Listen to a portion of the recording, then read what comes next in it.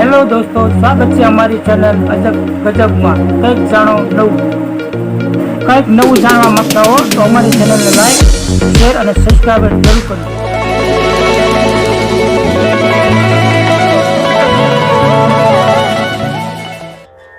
શ્રી કૃષ્ણ મંદિર દ્વારકા.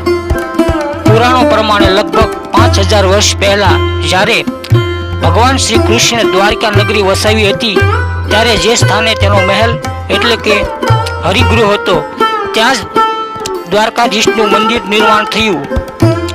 મંદિરના ગર્ભગૃહમાં ભગવાન શ્રી કૃષ્ણની શ્યામવર્ણી ચતુર્ભુજ પ્રતિમા છે જે ચાંદીના સિંહાસન ઉપર બિરાજમાન છે.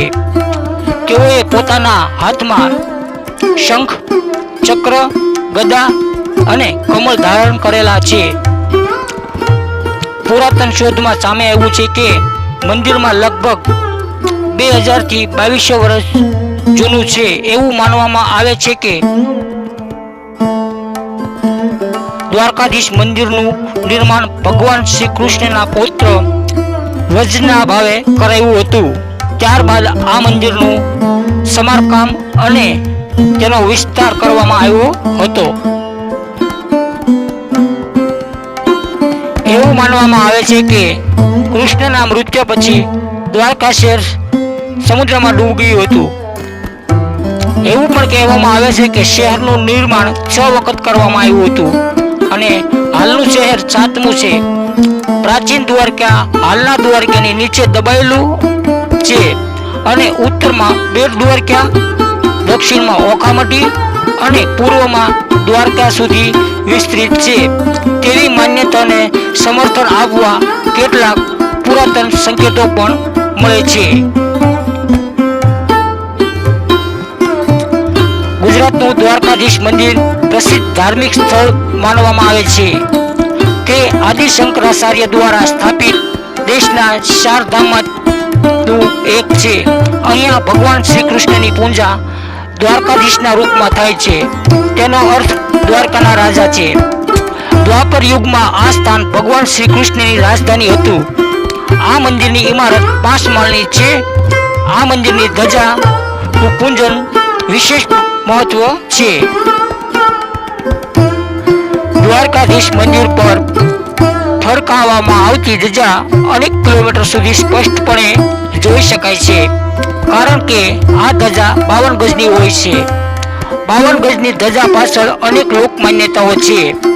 કેટલાક લોકોનું માનવું છે કે દ્વારકા નગરી પર 56 પ્રકારના યાદવોનું શાસન હતું. તે સમયે તમામ પોતાના મહેલ હતા અને દરેક પોતાના અલગ અલગ ધ્વજ લગાવતા હતા.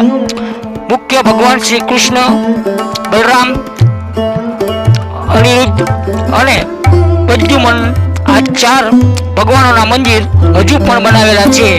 જ્યારે અન્ય 52 પ્રકારના યાદવોના પ્રતીક સ્વરૂપમાં ભગવાન દ્વારકાધીશના મંદિર ઉપર 52 ગજની ધજા ફરકાવવામાં આવે છે. અન્ય એક લોક માન્યતા છે કે 12 રાશિ, 27 નક્ષત્ર, 10 દિશા, સૂર્ય, ચંદ્ર અને શ્રી દ્વારકાધીશ સહિત 52 થાય છે. ત્રીજી માન્યતા પ્રમાણે દ્વારકાધીશમાં એક સમયે 52 દ્વાર હતા. તે પણ એક પ્રતીક છે. મંદિરની આ ધજા ખાસ દરજી દ્વારા તૈયાર કરવામાં આવે છે. જ્યારે ધજા બદલવાની પ્રક્રિયા થાય છે તે સમયે તેને જોવા પર પ્રતિબિંબ હોય છે. દિવસમાં 5 વખત ધજા બદલાવવામાં આવે છે. હિન્દુ માન્યતા અનુસાર દ્વારકા શ્રી કૃષ્ણ દ્વારા જમીનના એક ટુકડા પર બનાવેલ છે જેને સમુદ્રથી ઉપર લાવવામાં આવ્યો હતો. એકવાર દુર્વાસા ઋષિ દ્વારકા આવ્યા અને શ્રી કૃષ્ણ તથા રૂકમણી સાથે મહેલ જતા હતા. ત્યારે રસ્તામાં રૂક્ષ્મણીને તરસ લાગી તો શ્રી કૃષ્ણએ એક પૌરાણિક દ્વાર જમીનમાં ખોલ્યું જેનાથી ગંગા નદીની ધારા અવતરિત થયા અને દુર્વાસા ઋષિએ ક્રોધવશ રૂક્ષ્મણીને સદૈવ ત્યાં સ્થાન પર રહેવાનો શ્રાપ આપ્યો.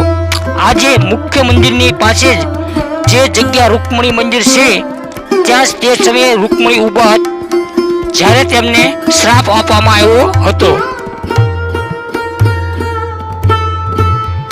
શ્રી કૃષ્ણ મથુરા છોડી દ્વારકા કેમ આવ્યા? મહાભારત, ભાગવત ગીતા, વાયુ પુરાણ, મત્સ્ય પુરાણ અને વિષ્ણુ પુરાણમાં ઉલ્લેખ મળે છે કે શ્રી કૃષ્ણના નેતૃત્વમાં મથુરાથી દ્વારકા સુધી યદુવંશીઓએ પ્રવાસ કર્યો. ભગવાન શ્રી કૃષ્ણએ જ્યારે કંસવધ કર્યો તો પ્રતિશોધના કારણે કંસે સસરા જરાસંધે મથુરા પર ક્રમશ 17 વાર આક્રમણ કર્યું, પરંતુ દરેક વખતે તે હારી ગયો. પરંતુ ભગવાન શ્રી કૃષ્ણ મથુરાને થતા વારંવાર નુકસાનથી બચાવવા દ્વારકા નગરી વસાવી. રૂકમણી દેવી મંદિર દ્વારકા. માત્ર 2 કિલોમીટર દૂર રૂકમણી દેવી મંદિર આવેલું છે. આ એ સ્થાન છે જ્યાં દુર્વાસા મુનિએ તેમને શ્રાપ આપ્યો હતો. આ ઉપરાંત અહીં નાગેશ્વર જ્યોતિર્લિંગ અને શિવરાજપુર બીચ પણ ફેમસ જગ્યા છે. શિવરાજપુર બીચ ને બ્લુ ફ્લેગ મળ્યો છે. અહીંયા સ્ક્યુબા ડાઇવિંગ પણ કહેવામાં આવે છે. તો આ હતી દ્વારકાની થોડી ટૂંકી માહિતી. બધા કૃષ્ણ પ્રેમી અને ભક્તોને મારા જય શ્રી દ્વારકાધીશ. જો આ માહિતી તમને સારી લાગી હોય તો મારી ચેનલ અજબ ગજબને લાઈક, શેર અને સબસ્ક્રાઈબર જરૂર કરજો.